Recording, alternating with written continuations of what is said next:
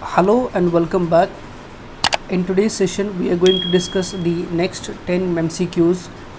The question number N21 is Dharma Guardian military exercise is conducted between which of the following countries?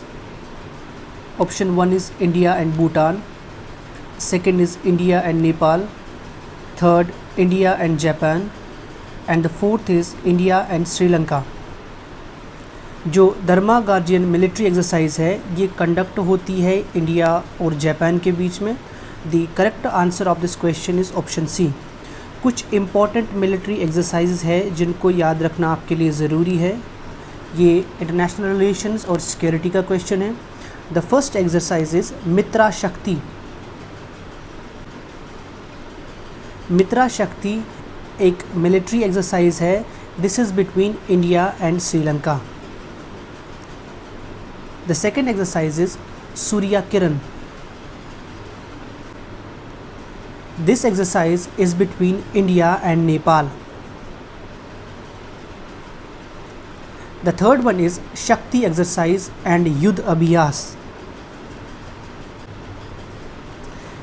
ये दोनों exercise India United states के साथ conduct करता है.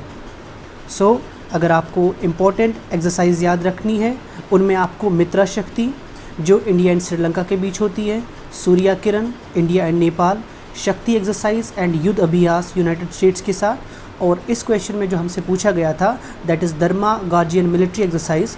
This is between India and Japan.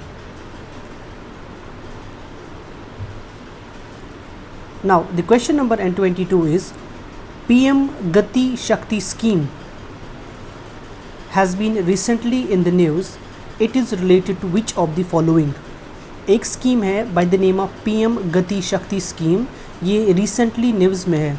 तो ये scheme किसके related है? Option 1 is women empowerment in research and development. Option second is increasing utility of Indian post office for financial inclusion. Option C is infrastructure development for multi modal connectivity plan. And option D is speedy dispersal of grains under public distribution system. इस question का जो answer है that is option C. जो PM Gati Shakti scheme है ये एक infrastructure development है for multi model development. Alternative name of this scheme is national master plan for multi model connectivity plan. इसका जो एम है the aim of this scheme is to have 11 industrial corridors.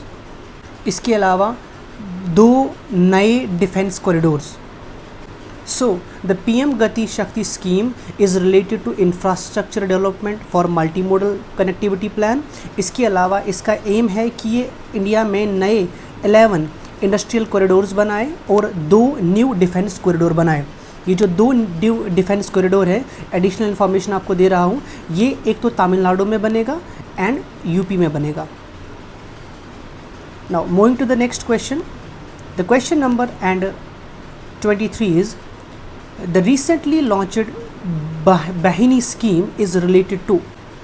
एक बहुत ही important scheme है. This is from the social security sector. जो Bahini scheme है ये किसके रिलेटेड है? Option 1 is providing women safety at work place. The second is installation of vending machines to provide free sanitary pads. Option 3 is providing institutional financial support to self-help groups. Option D is providing hostel facilities to students from socially and educationally backward classes.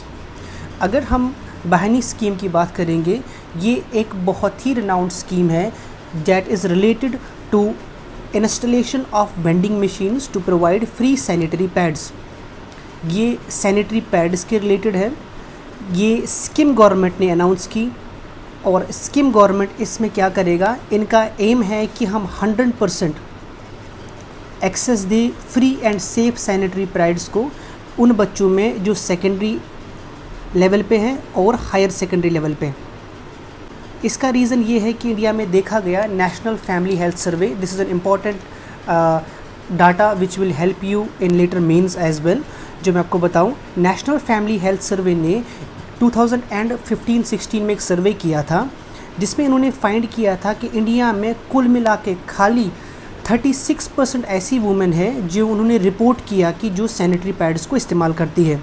So the aim of this scheme is कि ये hygienic practice को बढ़ाए ताकि female health पे कोई असर ना पड़े। So far as this question is concerned, the Bahini scheme is related to installation of vending machines to provide free sanitary pads. Now the question number N24. The question number N24 is Geneva Convention of 1949 has been recently in the news. It is related to which of the following? Geneva Convention 1949 का किसके related है? Option 1 is conserving tangible and intangible heritage. The second is ownership of space. Third, limiting war crimes. And D, regulation of movement in Black Sea. The answer of this question is option C. जो Geneva convention है ये 1949 में establish हुआ था और इसमें ये बात बताई गई थी कि जो वॉर क्राइम्स होते हैं ये रिलेटेड है उनके साथ। रिसेंटली इन न्यूज़ है क्योंकि पैलेस्टीन में इशू चल रहे हैं, तो इसी वजह से इस तरह यूक्रेन में भी आज इशू चल रहा है वॉर कन्वेंशन के related. This is the reason why this is in news. Now the question number N25. Question number N25 says which of the following union territories have representation in the राज्य सभा? दिए गए options में से कौन सी ऐसी union territory है जिनको रिप्रेजेंटेशन राज्यसभा में दी गई है? Option 1 is Chandigarh, the second is Jammu and Kashmir, the third is Ladakh and the fourth is Lakshadweep. The answer is very simple. The answer of this question is only option 2। खाली जम्मू कश्मीर एक ऐसी यूनियन टेरिटरी है दिए गए क्वेश्चंस में से आंसर्स में से जिसकी रिप्रेजेंटेशन राज्यसभा में है। So the answer of this question is option 2। The Jammu and Kashmir is the only union territory among the following options which has representation in the Rajya Sabha. Now the question number N26. ये question हमारे geography से है। The Fordow and Natanz regions. The Fordow and Natanz region often seen in news is related to. Question में दो regions बताए गए हैं Fordow and Natanz और question हमसे पूछता है कि ये किसके related है। Option 1 is Northern province of Ukraine, B World Heritage Sites in Uzbekistan, C Uranium Enrichment Facility in Iran, and D Oil and Gas Processing Plant of Kazakhstan. The answer of this question is option C. जो फरदौ and नाताज regions है ये Iran के regions हैं और ये वो regions है जो रिसेंटली न्यूज़ में इसलिए थे क्योंकि ईरान यहाँ पे न्यू जनरेशन सेंट्रीफ्यूग्स को लगा रहा है ताकि वो अपने यूरेनियम एक्सप्लोरेशन कर सके। So the new generation centrifuges Iran plan कर रहा है कि वो अपने 2 न्यूक्लियर साइट्स पे लगाए। Now the question number N27 is with reference to the Indus Water Treaty, consider the following statements. Option 1 is it is a tripartite agreement between India, Pakistan and China. The second option is it grants exclusively rights to India over rivers Ganga and Brahmaputra.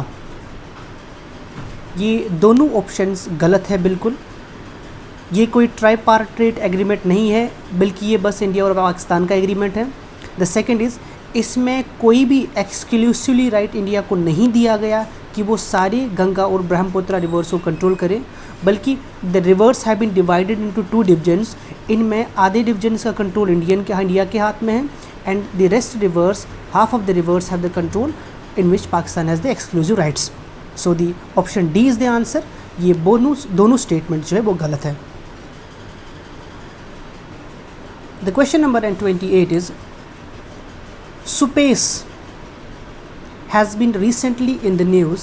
It is related to which of the following? Option 1 is indigenous pacemaker developed by ICMR. Option 2 is NASA's new probe for Uranus. Option C is use of artificial intelligence by the Supreme Court of India. Option D is missile defense system of European Union. The answer of this question is option C. जो space है इसका full form है supreme court portal for assistance in courts efficiency. The full form is Supreme Court Portal for Assistance in Courts Efficiency. The answer of this question is option C. The question number 29 is, consider the following statements with reference to Democracy Report 2022. Democracy Report के बारे में question है. Option 1 is, it was published by Economic Intelligence Unit. Option 2 is, India ranked 3rd on the Liberal Democratic Index of the report. ये दोनों options wrong है.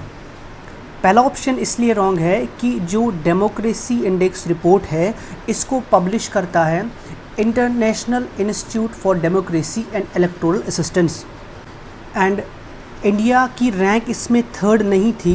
The rank of India was 93rd. In fact India South Asia के सब countries में lowest score था except Pakistan.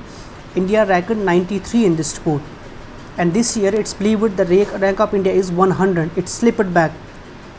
Now the question number 30, last question of today's session is, National Crime Records Bureau was set up in 1986 under Ministry of Home Affairs.